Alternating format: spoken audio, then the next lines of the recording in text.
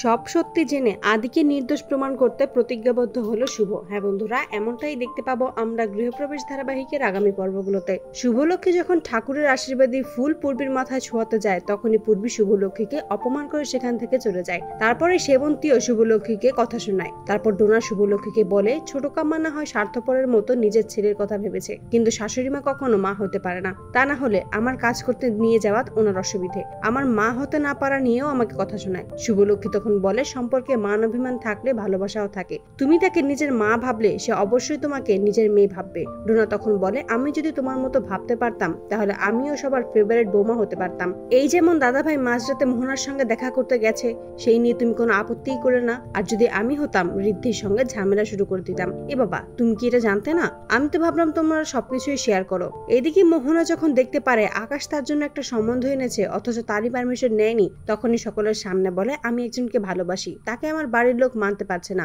সেজন্যই জোর করে আমাকে অন্য কোথাও বিয়ে দেওয়ার চেষ্টা করছে।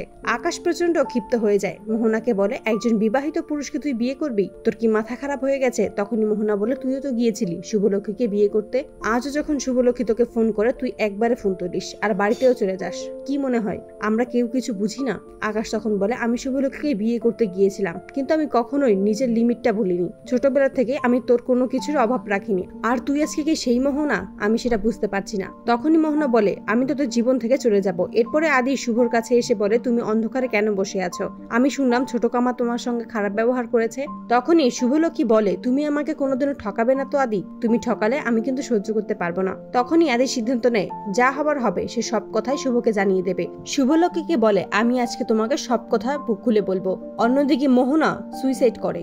তার মা তখন আকাশকে বলে মোহনা প্রেগনেন্ট ছিল। তখন আকাশ বলে, আমি যার কথা ভাবছি সে নয় তো?